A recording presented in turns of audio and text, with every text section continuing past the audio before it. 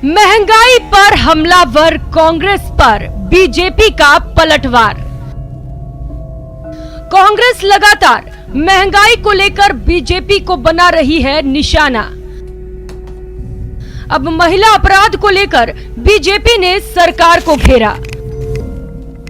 अलका गुर्जर का आरोप, राजस्थान के किसी भी जिले में महिलाएं सुरक्षित नहीं। राजस्थान में ये स्थिति हो गई है कि देश में जो बलात्कार होते हैं उनमें से 18.72% से ज्यादा बलात्कार की घटनाएं राजस्थान में हो रही हैं। सीएम के नवाचार के बयान पर बीजेपी सांसद ने उठाए सवाल। अलका गुर्जर की खरी खरी महिला शक्ति 2023 में सरकार को देगी करारा जवाब। पीसीसी चीफ डोटासरा का बीजेपी को जवाब, त्वरित कार्रवाई हो रही है।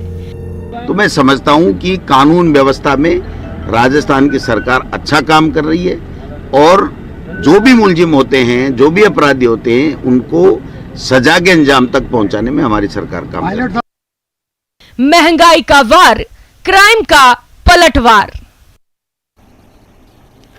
नमस्कार, बहुत स्वागत है आपका। प्राइम डिबेट देख रहे हैं आप, आपके साथ में जेपी शर्मा।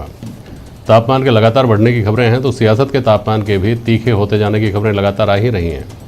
बल्कि ये मानने वालों की कमी नहीं है कि इस बार चुनाव की गर्मी समय से पहले आ गई है।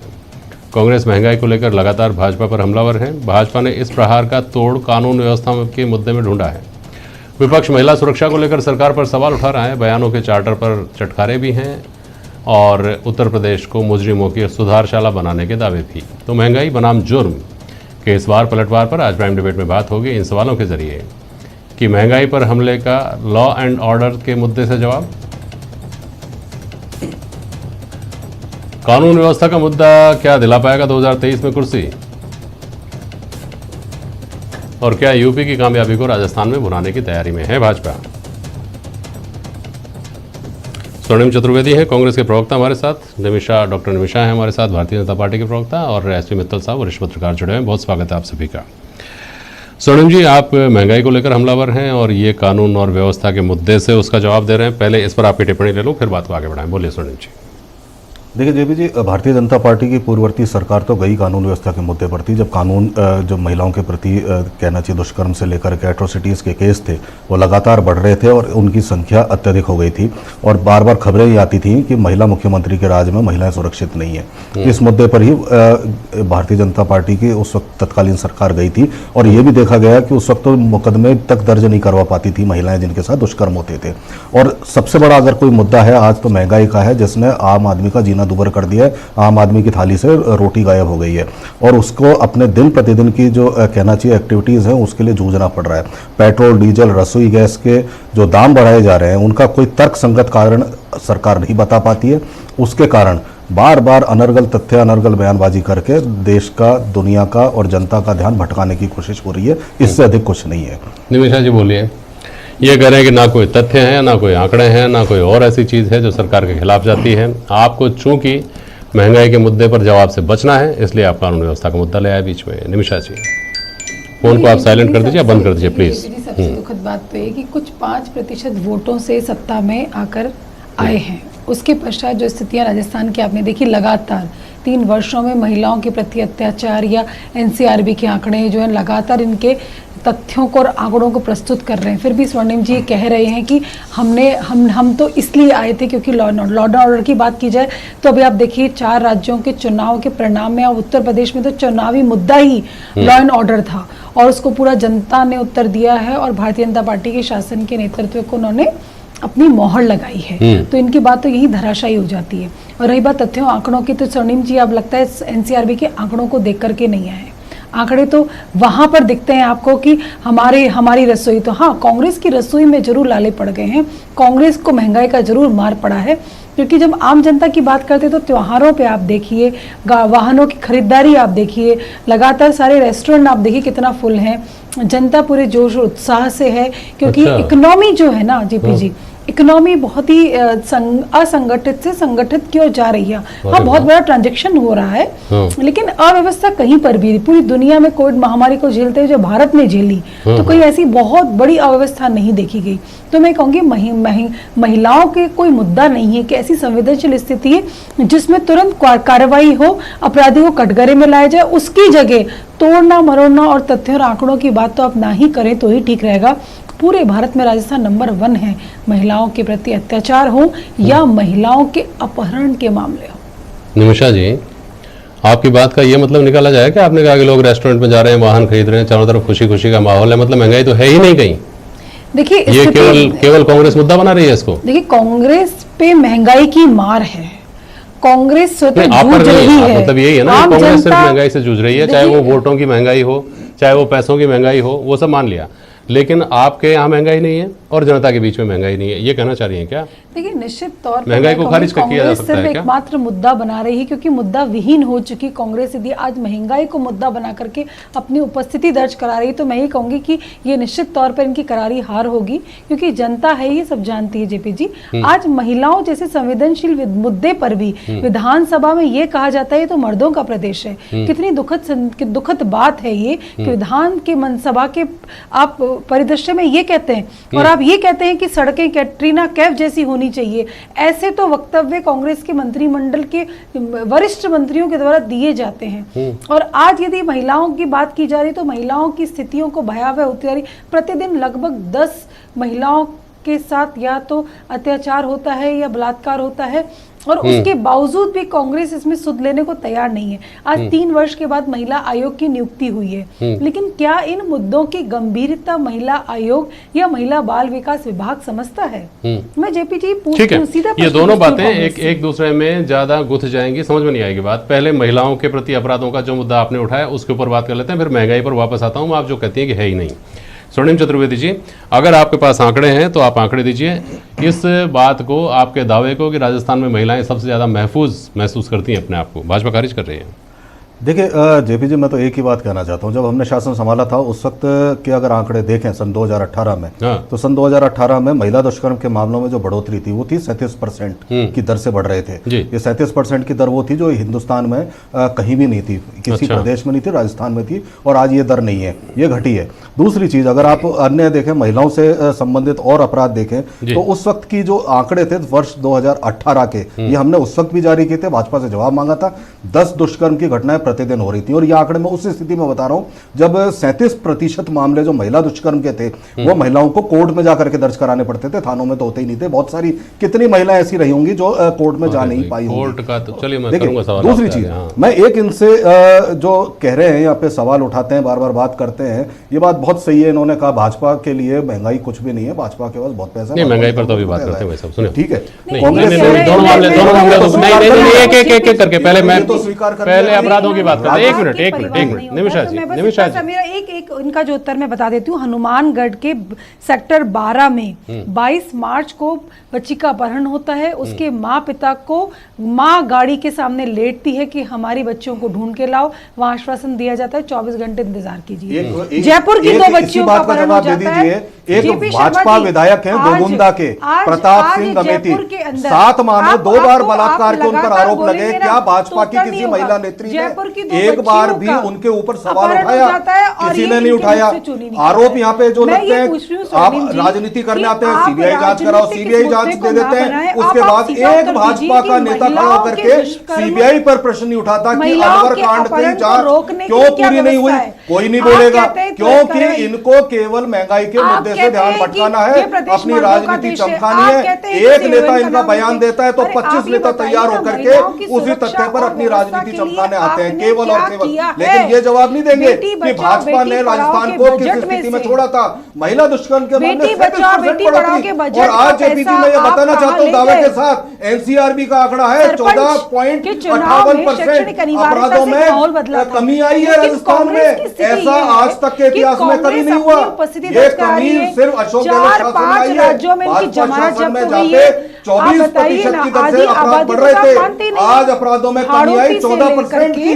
दर से, मेवाड़ तो ये हो इसका चाहे जवाब मारवाड़ नहीं दे हो, सकती भाजपा। कहीं पर भी इसीलिए अशोक गहलोत जी ने कहा निमिषा जी, कि गृह मंत्री जी को बुला लीजिए, आप चार्टर प्लेन एक भेजते हैं, इनके- वो बताएंगे इनकी इनको। अब एक मिनट ये है सुनिए, निमिषा जी, आप भी कि सुनिए। आला निमिषा जी, कमान प्लीज। एक ट्वीट भर तक ठीक। नहीं करते, प्रदेश में दौरा आगे करते हैं, बात सवाई समझ में। माधोपुर अब- में भ्रमण पे जाते अब हैं, मेरे एक लेकिन सवाल का जवाब महिलाओं दे के दीजिए। मुद्दे पर लेकर एक शब्द नहीं अब बोलते। मेरे एक सवाल का जवाब दे दीजिए। पहली बात तो ये है कि आपने एक जगह का एक घटना का उदाहरण दिया, ऐसे और 10 उदाहरण होंगे वो भी आप दे सकती हैं, लेकिन एक उदाहरण कांग्रेस बार बार देती है कि आपके समय खुद गृह मंत्री ने यह कहा कि सरकार के पास कोई जादू की छड़ी नहीं है। मेरा सवाल इससे जुड़ा हुआ नहीं है, मैं सिर्फ आपको याद दिला रहा हूँ। दूसरी बात, कुछ आंकड़े सरकार ने जारी किए जो आपके भी संज्ञान में होंगे, जैसे इन्होंने कहा कि 14.46% की कमी 2000 जब लॉकडाउन लगा हुआ था तब, और लॉकडाउन खुल गया उसके बाद भी 2019 की तुलना में 21 में 4.77% की कमी हुई है अपराधों में।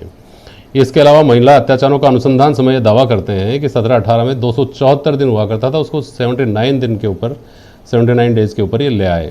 3 साल में पॉक्सो एक्ट के 620 मामलों में सजा सुनाई, 7 को फांसी और 137 को आजीवन कारावास की सजा सुनवा दी इन्होंने। और क्या चाहते हैं आप इनसे, निमिषा जी? देखिए, और आप ये देखिए कि जब विधानसभा के पटल पर स्वीकार किया जा रहा है कि हाँ हालात बहुत बदतर हैं, नियंत्रण की आवश्यकता है, तो स्टेटमेंट क्या दिया जाता है, तो मैं रिपीट नहीं करना चाहती, लेकिन हाँ। और आप देखिए कि कोटा की बच्ची हो, चाहे वो अलवर में मूक बधिर बच्ची के साथ जो स्थितियां हुई है, या फिर लेकिन स्वर्णिम जी सवाल ये, सुनिए अरे सवाल से आप हटते, स्वर्णिम जी सवाल ये भी है, जहां से ये आंकड़े जारी हुए हैं ना, तो मुझे तो ये बताइए, वहाँ आंकड़े ये भी हैं। आप ये कहते हैं कि 33% बात सुनिए निमिषा जी, सुनिए प्लीज, आता हूँ ना मैडम वापस आपके पास। क्या बनाया है, क्या निमिषा जी आता हूँ ना आपके पास वापस। 33% मामले आप क्यों कहते हैं कि FIR, चूंकि हमने अनिवार्य FIR की पॉलिसी लागू की है इसलिए राजस्थान में आंकड़ों की संख्या ज़्यादा है। आप कहते हैं कि सभी प्रदेशों में ऐसा होना चाहिए ताकि वास्तविक संख्या का पता चले, मुकदमे दर्ज हो रहे हैं उनका। स्वर्णिम जी, क्या आप दावे के साथ ये कह सकते हैं कि राजस्थान के किसी एक थाने का नाम आप दावे के साथ बता सकते हैं कि फला थाने में इस तगासे से एक भी मामला 1 महीने में दर्ज नहीं हुआ? देखिए, मैं तो नहीं कर सकते आप। देखिए, कोई आपकी पार्टी के मंत्री PCC में दरबार में भी पहुंचे हैं कि हमारी FIR दर्ज नहीं हो रही। आपकी पार्टी के विधायकों ने विधानसभा में भी ये बात उठाई है कि FIR दर्ज नहीं हो रही, और आप अब भी ये मानते हैं कि 16% जो मामले हैं वो FIR से दर्ज नहीं हो रहे, इस्तगासों से हो रहे हैं। क्या फर्क, कौन कर रहा है ये फर्क? ये 33% होते थे, वो 16% पे आ गए, तो ये स्क्रूटिनी करने का निरक्षीर विवेक पुलिस को कहां से मिला हुआ है, वो पैमाना क्या है? देखिए, मैं आपको बताता हूं, इसमें जो आंकड़े जारी किए इसके साथ आंकड़ा ये भी जारी किया कि कैसे भारतीय जनता पार्टी के शासन में कोर्ट से दर्ज होते थे और अब उसमें कमी आई है। ये सुधार का प्रश्न है, इसको पॉजिटिविटी के साथ देखना चाहिए। दूसरी चीज, जो आंकड़ा आपने बताया कि जो अनुसंधान होता था महिला अपराधों को लेकर के 180 दिन करीब लगते थे भारतीय जनता पार्टी को बलात्कार के मुकदमे में जांच करने के लिए, 280 दिन, और हम उसको लिए 80 दिन तक। तो ये इससे एक चीज ये तय हुई कि जो हम न्याय दिलाने की प्रक्रिया है उसको हमने तेज किया, गति दी है, और उससे ही हमें ये पता पड़ा, जेपी जी, उससे ही हमें ये पता पड़ा कि 1 साल में कितने मामले, जो हमने बताया 41% मामले गलत दर्ज हुए, ये पुलिस ने अनुसंधान में पाया, जिसमें या तो महिलाएं मुकर गई अपने बयानों में या उन्होंने बयान अनुसंधान में ये पाया गया। तो ये चीज तब पता पड़ी कि जब मामला 1 साल तक अनुसंधान ही नहीं होता था भारतीय जनता पार्टी के शासन में, हमने तो 3 महीने में कर दिया। मित्तल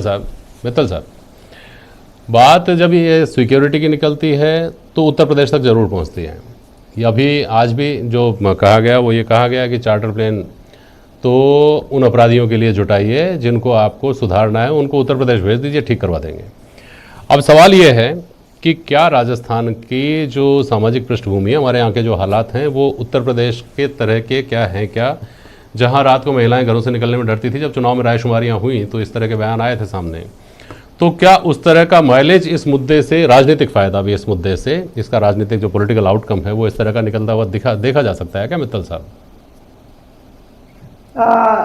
मेरा ये मानना है कि पूरे देश के अंदर राजस्थान की जो कानून व्यवस्था हम यदि राष्ट्रीय स्तर पर देखें तो और राज्यों के मुकाबले में अपेक्षाकृत मुझे लगता है कि राजस्थान की कानून व्यवस्था ठीक है। उसका जो मुख्य कारण वो ये है कि यहाँ का जो समाज है, यहाँ के जो लोग हैं, वो इसमें महत्वपूर्ण भूमिका निभाते हैं, पढ़े लिखे लोग हैं, और मुझे लगता है कि जिस तरीके से दूसरे राज्यों में आपराधिक प्रवृत्ति के लोग ज्यादा हैं, राजस्थान में ऐसी व्यवस्था नहीं है। अब राज सवाल ये कि इन दिनों जिस तरीके से बात आ रही है, तो हम जेपी जी देख रहे हैं कि आए दिन अखबारों में प्रथम पृष्ठ पर कहीं ना कहीं किसी न किसी जिले में, शहर में, कस्बे में रेप की घटनाएं होती हैं, हत्याओं की घटनाएं होती हैं, और क्या नाम से दूसरे जो अपराधी सामाजिक अपराध है उन सब की घटनाएं होती हैं। हम रोज देखते हैं, रोज पढ़ने को मिलते हैं। तो ऐसी स्थिति के अंदर मौजूदा समय में ये कहा जा सकता है कि जो कानून व्यवस्था की स्थिति है वो मुझे लगता है कि शायद क्या नाम से ठीक नहीं है। अब मुख्यमंत्री जी का ये कहना है इस सारे संबंध में कि हमने बहुत सारे नवाचार किए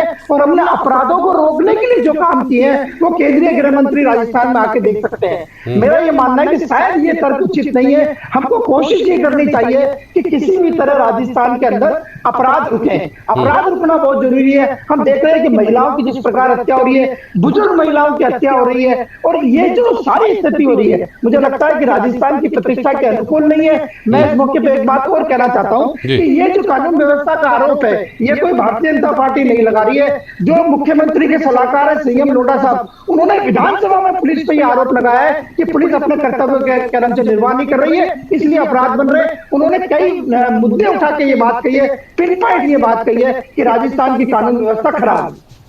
अच्छा, अब एक सवाल का जवाब और दीजिए मित्तल साहब। सवाल महंगाई पर उठाए जाते हैं, जवाब लॉ एंड ऑर्डर पर आता है। महंगाई पर क्या जवाब देने की स्थिति में नहीं है। एक पैनलिस्ट कहते हैं कि साहब प्रदेशों के ऊपर डिपेंड कर रहा है, प्रदेशों का देखा जाना चाहिए तुलनात्मक रूप से कौन सा प्रदेश सबसे ज़्यादा महंगा है। राजस्थान सबसे ज़्यादा महंगा है। निमिषा जी कह रही हैं कि महंगाई को लेकर केवल एक धारणा बनाई जा रही है, असल में उस तरह की स्थितियाँ उतनी भयावह स्थितियाँ हैं ही नहीं।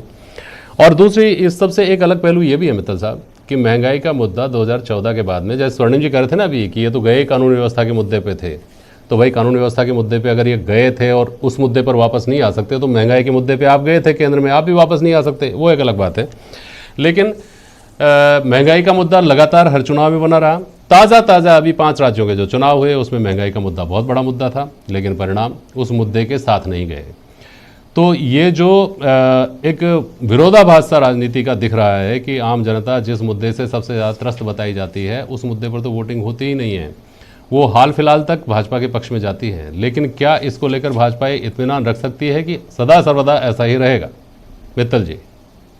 नहीं विजय, मेरा ये मानना है कि महंगाई का मुद्दा है, इसमें कोई दो राय नहीं है। और जिस तरीके से अभी तेल उत्पादों के दाम बढ़े हैं मुझे लगता है कि ये बहुत गंभीर बात है। और पूरे देश के अंदर गंगानगर ऐसा शहर हो गया है जहाँ 114 रुपए प्रति लीटर आज पेट्रोल वहां पे आज बिका है। तो मुझे लगता है कि महंगाई का मुद्दा है। और जो लोग ये कह रहे हैं कि ये महंगाई का मुद्दा नहीं है, जनता पे असर नहीं डालता है, मुझे ये लगता है कि चुनाव कोई इसका पैमाना नहीं है कि हम यदि 4 राज्यों में चुनाव जीत गए। चुनाव जीतने के बहुत सारे समीकरण होते हैं, हम ये नहीं कह सकते कि हम चुनाव जीत गए तो महंगाई का तो मुद्दा नहीं है। मेरा ये मानना है कि महंगाई का मुद्दा है। और केंद्र सरकार को क्या नाम से, चाहे वो राज्य सरकार हो या केंद्र सरकार हो, अक्सर ये आरोप लगाया जाता है, खासतौर से तेल उत्पादों के अंदर ये आरोप लगाया जाता है कि यदि क्या नाम से भारत सरकार यदि क्या नाम से जीएसटी के नाम पर टैक्स लेती है तो जो राजस्थान सरकार है, जो प्रदेश की सरकार है, वो भी अपना टैक्स वसूलती है। इसलिए जब भी कभी तेल के दाम बढ़ते हैं तो उससे राज्य को सरकार को फायदा होता है। लेकिन मेरा यह मानना है कि आम व्यक्ति इससे बहुत परेशान होता है और यदि आम व्यक्ति परेशान होता है तो कहीं ना कहीं उसका असर जरूर होगा। शुक्रिया मित्तल साहब और शुक्रिया आप सभी का आज प्राइम डिबेट में शामिल होने के लिए। आज के लिए बस इतना ही। नमस्कार।